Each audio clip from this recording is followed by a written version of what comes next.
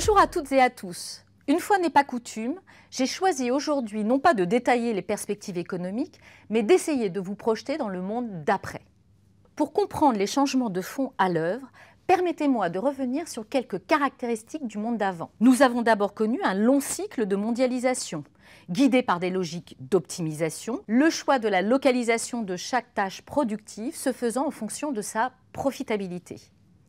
Ceci a conduit à une extension des chaînes de valeur au niveau mondial et a transformé les échanges internationaux en un jeu de Lego géant. Cette mondialisation heureuse a été à la fois un vecteur de développement pour tous les pays émergents qui se sont insérés progressivement dans le commerce international et une source d'importants gains d'efficacité redistribués sous forme de pouvoir d'achat aux ménages occidentaux. Elle a néanmoins fait des perdants dans les économies avancées, en raison des délocalisations industrielles et d'un arbitrage salarial global défavorable aux travailleurs les moins qualifiés. La mondialisation et les nouvelles technologies du numérique ont été des moteurs puissants de désinflation, ce qui, couplé à un accès à des énergies fossiles abondantes et bon marché, a profité au pouvoir d'achat et à la consommation, le principal ressort de la croissance. Dans cet environnement d'inflation basse et stable, les banques centrales ont pu maintenir dans la durée des politiques monétaires extrêmement accommodantes, à base de taux d'intérêt historiquement bas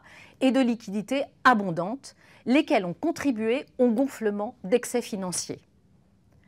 La dette mondiale s'est ainsi hissée à des niveaux records et la quête de rendement a poussé toutes les classes d'actifs, notamment l'immobilier, à des niveaux excessifs de valorisation, au point de parler d'un régime de bulle financière. Si les chocs successifs, Covid et guerre en Ukraine, ont été à l'origine d'une poussée inflationniste brutale, suivie d'une réaction monétaire agressive, le désordre géopolitique mondial et les enjeux de transition climatique sont en train de façonner un monde nouveau. L'agression russe et le retour de la guerre sur le continent européen s'inscrivent dans un cycle géopolitique durable, où l'ordre mondial, construit après-guerre pour les Occidentaux au service de leurs intérêts, est contesté par des puissances révisionnistes comme la Russie et la Chine. Le monde plat et d'effacement des frontières disparaît au profit d'un monde fragmenté et en tension qui amène à repenser l'organisation des échanges commerciaux en donnant une nouvelle priorité aux questions de sécurité. En pratique,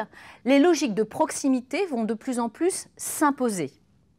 Proximité géographique d'abord, avec ces chaînes de valeur qui seront plus locales, plus autonomes, surtout dans les secteurs considérés comme stratégiques. Proximité de valeur ensuite, avec une organisation d'une mondialisation entre amis, fondée sur le choix de partenaires jugés fiables car proches idéologiquement. Et au-delà, les logiques de sécurité vont l'emporter, avec le besoin de renforcer la résilience des chaînes de valeur globales grâce à la diversification des sources d'approvisionnement ou à la constitution de stocks tampons. La sécurité aura dans tous les cas un prix qui sera supporté en partie par le consommateur.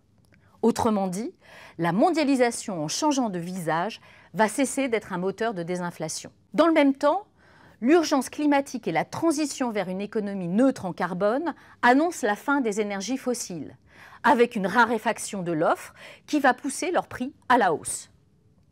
Le chemin vers la neutralité carbone devrait également faire grimper les prix des énergies renouvelables, très demandées, mais aussi de toutes les matières premières, notamment les métaux, nécessaires à l'électrification des procédés industriels et des usages. En conséquence, dans le monde d'après, l'inflation devrait s'installer dans le paysage et les politiques monétaires rester moins accommodantes. Par ailleurs, on va vivre à l'échelle planétaire une révolution industrielle majeure. La transition vers une économie neutre en carbone va nécessiter de remplacer ou d'adapter le stock de capital existant, d'accélérer le progrès technique pour trouver des alternatives aux énergies fossiles et d'inciter à la modération des usages avec une baisse des consommations énergivores. Le besoin d'allouer de plus en plus de ressources au capital productif va changer la composition de la croissance, l'investissement venant remplacer la consommation comme principal moteur. Les réallocations sectorielles vers les activités bas carbone vont également entraîner des destructions d'emplois et des réaffectations de main-d'œuvre avec des besoins de reconversion et d'adaptation des compétences. Ces grandes transformations vont bousculer les équilibres socio-économiques. Pour les marchés, après avoir trouvé un nouvel équilibre plus conforme à un environnement d'inflation et de taux d'intérêt plus élevés, la nouvelle hiérarchie des rendements devrait favoriser les actifs tangibles, de préférence verts, une manière de reconnecter le financier au réel. Régime d'accumulation plus éco-responsable, sobriété énergétique, inflation durable et normalisation des conditions financières sont donc au menu de ce monde d'après. Une nouvelle normalité qui devrait s'accompagner d'un niveau structurellement plus élevé d'incertitude en raison d'un contexte géopolitique mouvementé, marqué par la montée de la conflictualité globale. Je vous remercie de votre attention et j'espère que vous serez encore nombreux cette année à suivre les publications des études économiques.